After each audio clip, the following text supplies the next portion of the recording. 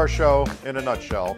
Today's special guest is Rich Jenkins. I'm Bob Savakanis. With us again, Rich Jenkins. Rich, from what I understand and know about you, your family has quite an amazing history in the development of northeastern Pennsylvania. And from what I also understand and recall, you are quite an artist, a musician. So maybe today let's begin with, tell us a little bit about your family's background and its involvement in the development almost of northeastern Pennsylvania.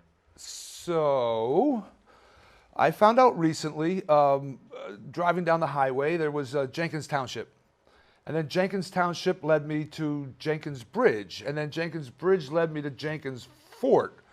All the way back to 1754 in the valley. So, with the help of my dear friend Mary Ann, your wife, I was able to explore it further, and it's amazing. You can find the earliest settlements coming out of Connecticut. I don't know if you know this, but at one point, all of the section of Pennsylvania was once the town of Westmoreland in Litchfield, Connecticut. There was a huge movement of how do I want to say it, settlers between 1763 and 1772 into the area. So with all that, my family being here in 1754 and buying it from the Six Nations, right out of the nose of Benjamin Franklin, the Penns wanted it too. We've been here for a long time. Following the family forward, the involvement with the Revolutionary War. That's where I'm involved with right now. It's really interesting, and there's something before, let's say, the coal. You know, when you really look at it, it was really the land of plenty. The land of milk and honey, let's say. It's interesting. And then to see the development of coal, and then the Industrial Revolution, the ironworks and everything else, what once was a navigable waterway that kept everybody here, the Susquehanna River, all of a sudden it becomes an industrial powerhouse, because of the energy, the ore, and immigration. You mentioned earlier Mary Ann and the Lackawanna Historical Society. So tell us a little bit about your involvement at the Historical Society. What do you do when you go there as just someone who's trying to find out more about your family history and what its involvement was in the community? So here's how I met Mary Ann. I'm looking for a journal from 1779 from my father's father, Colonel John Jenkins, and looked around everywhere in the valley. Finally went to Mary Ann, and I walked in and I said, "I'm looking for a journal." She goes, "Rich, comes back with 3 journals. Which one?" Which then led to a collection upstairs of some of the earliest documents in the region. You must remember, Luzerne County was once Wilkes-Barre. We should say Luzerne, Lackawanna, Wayne, Bradford, Wyoming, Susquehanna County. It was all one area. So all of the early documents, let's say up to like 1820, were really centered in the county seat, which was Wilkes-Barre. So all these documents wound up being upstairs. So for the last 2 years, I've dedicated Tuesdays and Thursdays to the Lackawanna Historical Society, and we catalog, we digitize. It's become quite the project, but for me, not only does it represent the valley, but like you said in the beginning, the early involvement that the Jenkins family had here. I think what happened was 1740, 1750, after multiple rounds of 8 children per family, everything got diluted a little bit, and properties were sold off. I found at one point that the family had owned from West Pittston, Fort Jenkins Bridge, Fort Jenkins, all the way down to Kingston. And then that, by one John Jenkins. Then he had 5 sons, so it then became Exeter, Wyoming, 40 Fort, and Kingston. And then they each had 5 sons. And then so by the time the coal had hit, we were pretty much sold out. We were pretty much disseminated. But and then history is written by those who have the money. Anyway, so that's the earliest part I've gotten to, and that's how Mary Ann and I have become the best of friends. I used to play gigs for her, benefits, 15 years ago on the porch. So, you know, it was a surprise when I walked in and she said, "Rich, how can I help you?"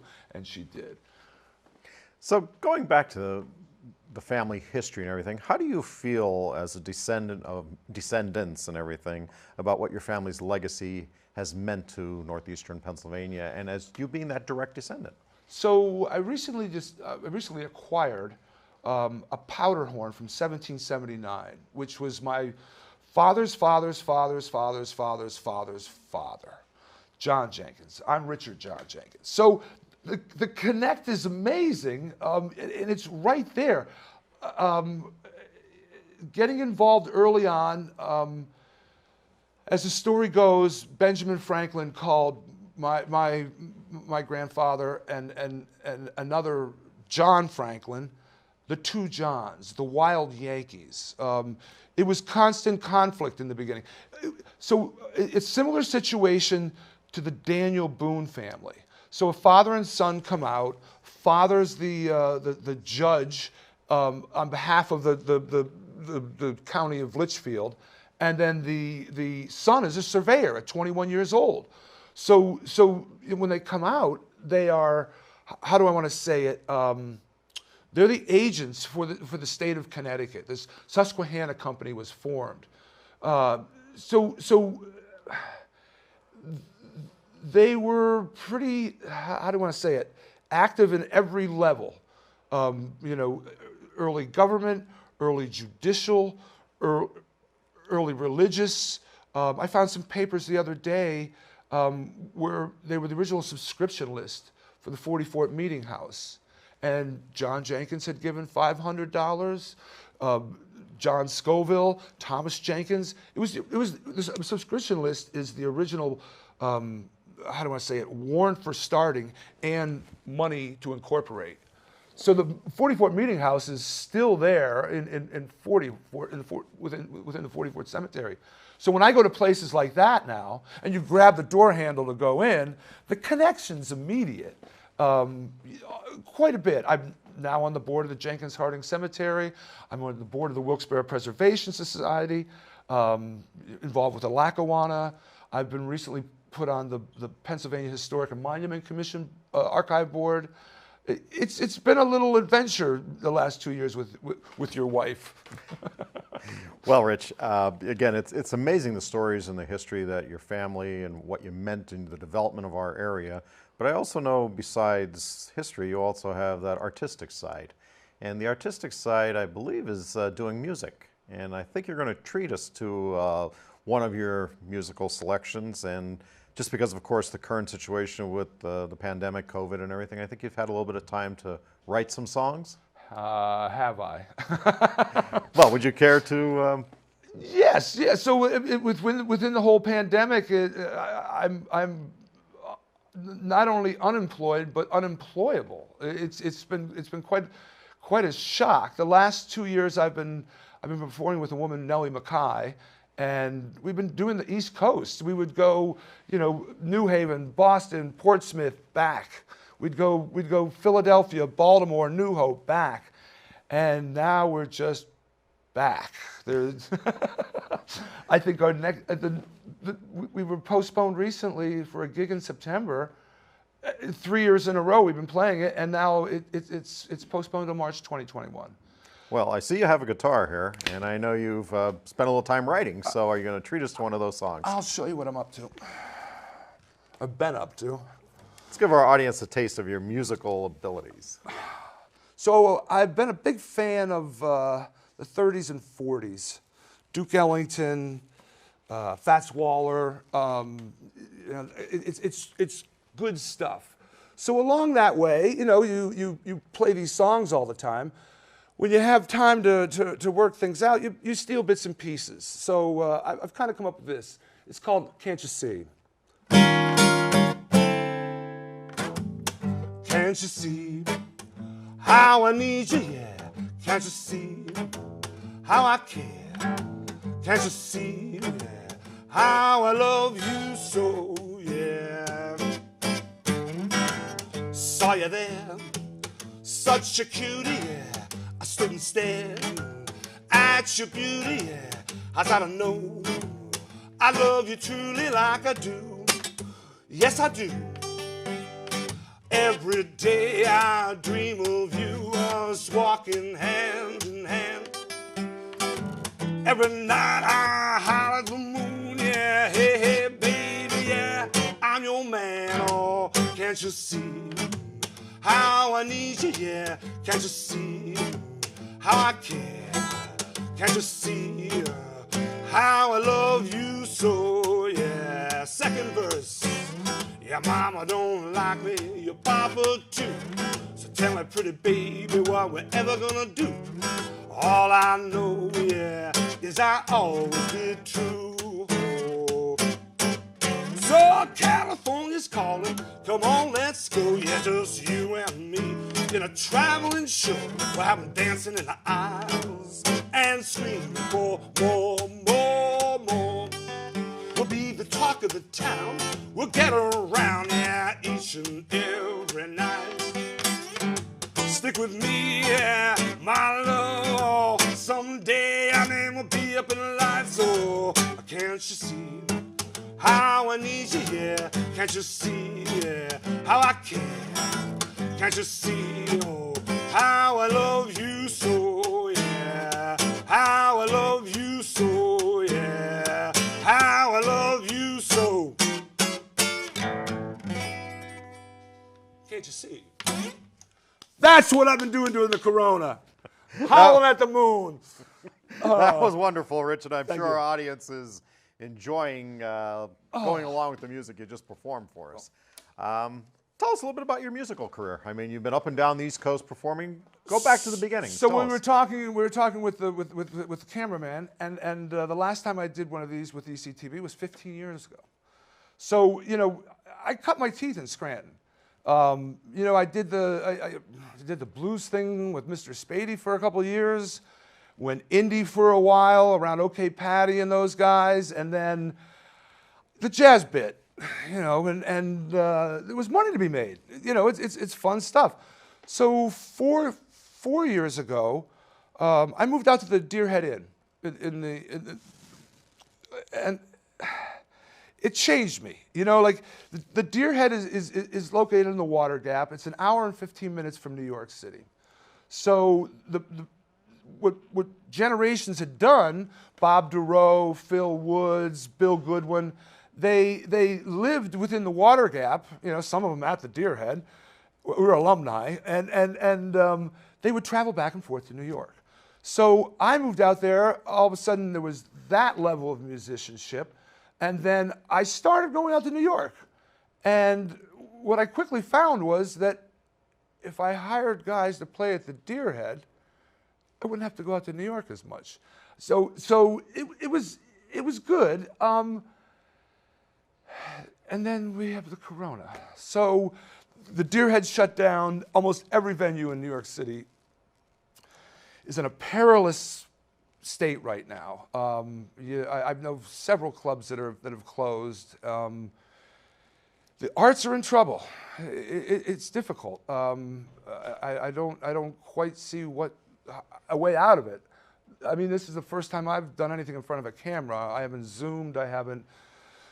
You know, I've done nothing along those ways. But you know, as I said, with work being put off to 2021, it's difficult. Well, you know, I think in our area, northeastern PA, the arts will always find a way to survive in spite of everything.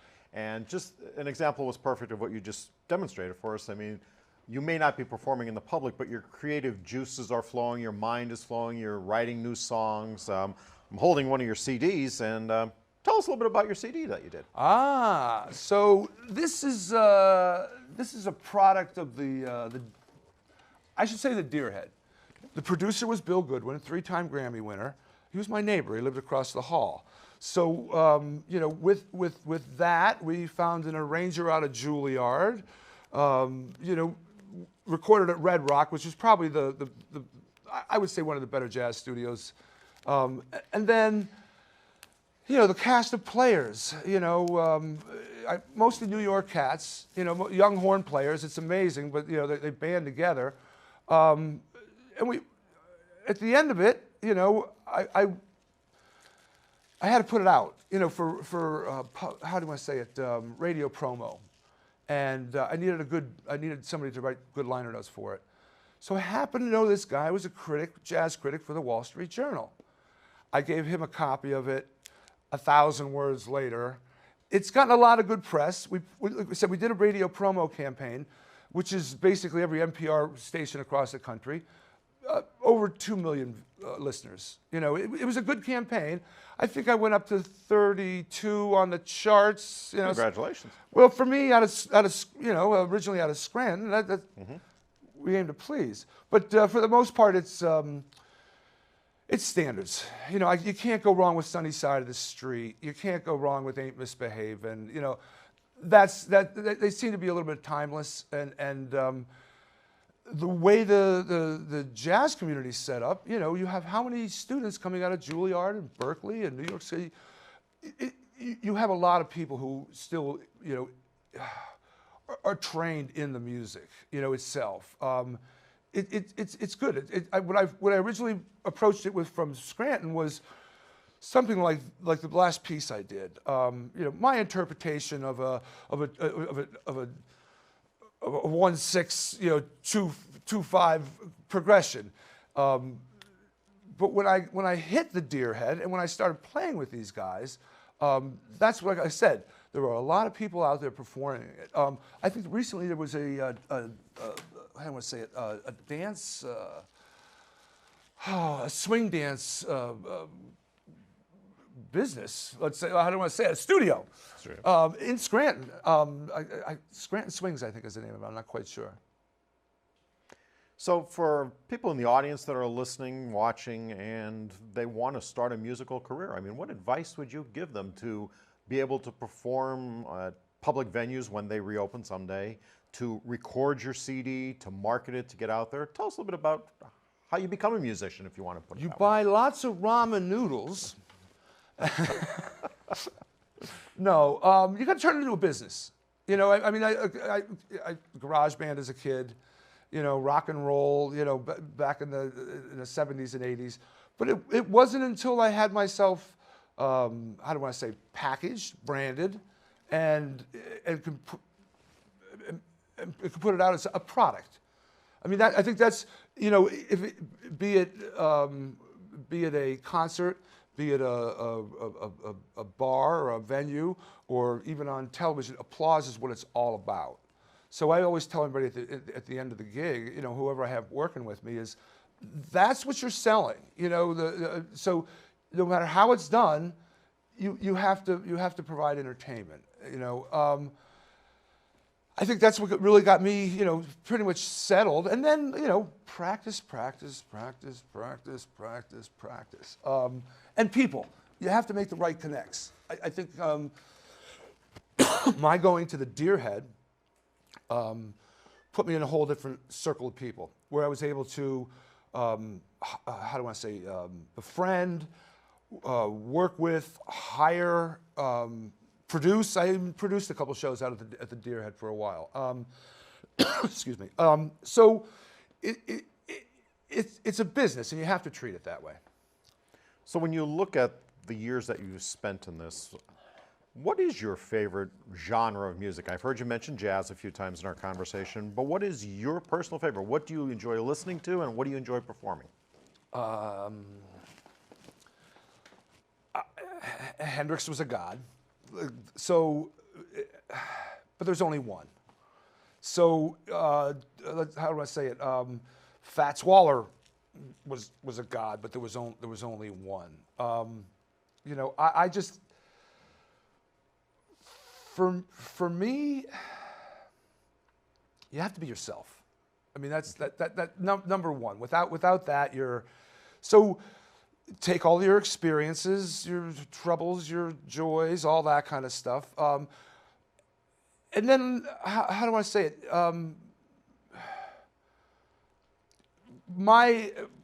I like, how do I, you have an audience, you're going to tell them a message. So for me, you know, grab your coat, get your hat, leave your worry on the doorstep, just direct your feet to the sunny side of the street. You composed a song for us just right now. Not actually, that was, so it's an old standard, but that's timeless, you know, in today's day, it's even better, you know, so I don't know, I like happy music, you know, let's put it that way. I sang the blues for a long time. I just think it's a little bit more inspiring, and also, you know, you have the historical connect. So we're doing the CD, and we go to do Ain't Misbehavin' by Fats Waller, and you know, I hired a kid from Juilliard to do the arrangements. He actually played on the CD too, Jay Ratman. So we get to the studio, you know, we got 8 cats in there, all ready to go. Everybody's got their charts and all that kind of stuff. And we do the tune. It wasn't until like 2 weeks later that I was like scrolling through, YouTube videos. It was almost identical to the original television version, well, a movie version that Fats Waller had performed. You know, he was able to, you know, that to me was, it felt perfect in the studio. If you buy the CD or download it, it's perfect on there.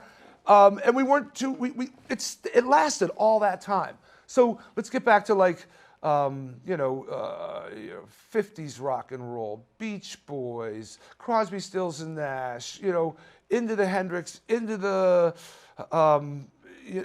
U2, and they all change. I mean, I guess they stick to a certain. You all like me. I'm a Hendrix guy. Maybe, you know, maybe somebody 10 years younger than me is a Slash guy. But what I find with this genre, getting back to like what genre do I like, it transcends time, you know, and it also leaves itself open for improvisation. You know, I mean, that's the beauty of jazz.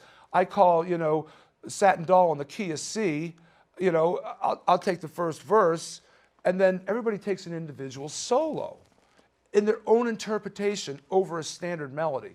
It's kind of hard to do that over Little Wing by Hendrix, because there is only one solo. You know what I mean? Like, so there's two things. It's timeless, and it also allows you to put your own mark on the music. You know, you can do it continually every night. You know, it's not just one way that a U2 song is performed. You know, that kind of thing. And it lends itself acoustically, solo, big band. You know, all that. I think that's what I found with jazz was, you know, it costs a little bit of money, but you know, if you want a big band, I can hire one. You just performed a wonderful song for us a few minutes ago. What inspires you when you're writing these songs? Or a combination of what inspires you? So there was a friend of mine, that last piece I did. So there was a friend of mine, and she's pretty sick.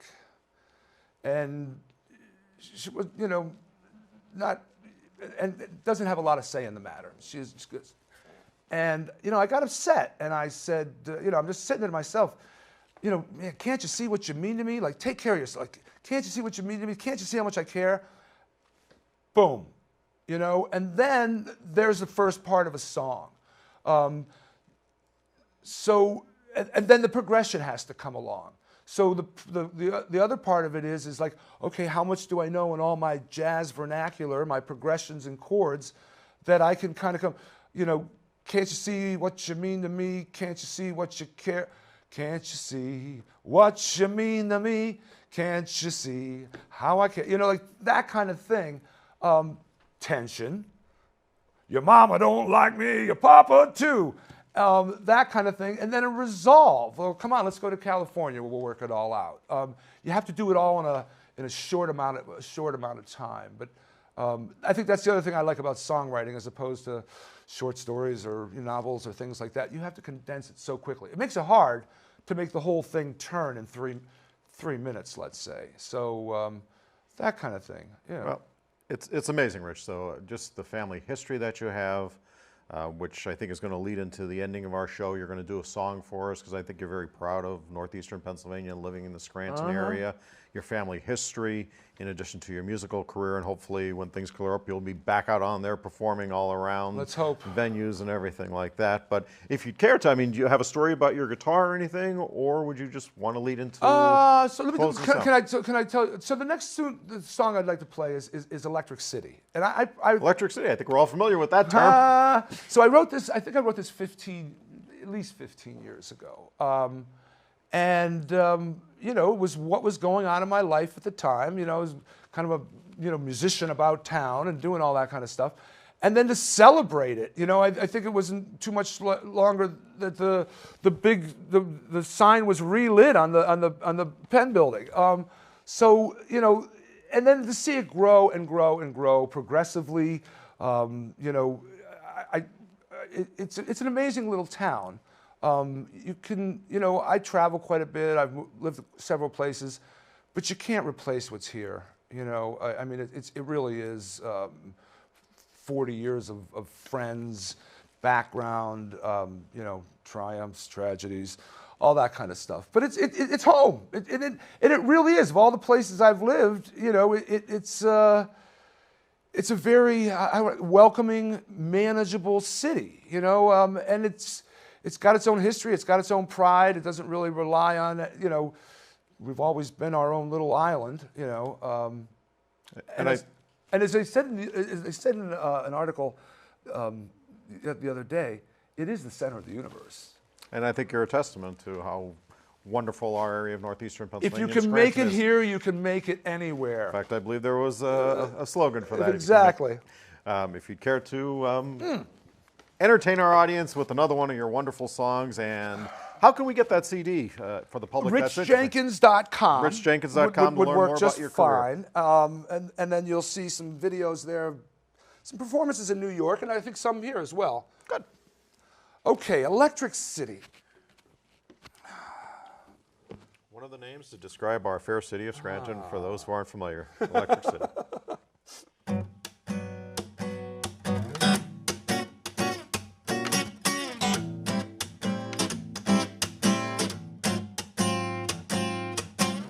Ask me what's going on. I'll tell you everything. All night long, yeah, with a city is aglow. Streets are on fire, or with burning desire, yeah. 'Cause all you do is dream. The people, the places, the scenes. And if you make it there, yeah, you can make it anywhere.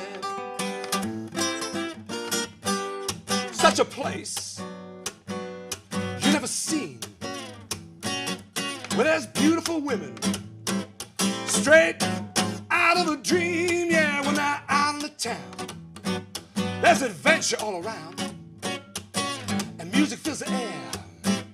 So just throw away your cares, yeah, 'cause all you do is dream. The people, the places, the scenes.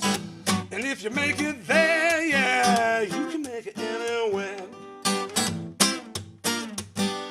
Oh, Phoebe, I need to know why it is it's only you I miss. Hey, Rudy, pour one more, make it a double, 'cause it looks like a war, yeah. 'Cause all you do is dream. The people, the places, the scenes. And if you make it there, yeah, you can make it anywhere. You can make it anywhere. Ask me what's going on. I'll tell you everything.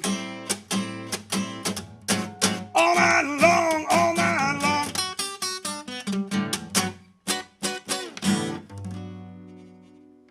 And the drums and the background singers someday soon. Thank you, Rich, for that wonderful performance, and I'm sure anyone who wants to learn more about your career could go to richjenkins.com. And you can find me at the Lackawanna Historical Society every Tuesdays and Thursdays. And once again, thank you for being our special guest. I'm Bob Savacanis, and this is In a Nutshell.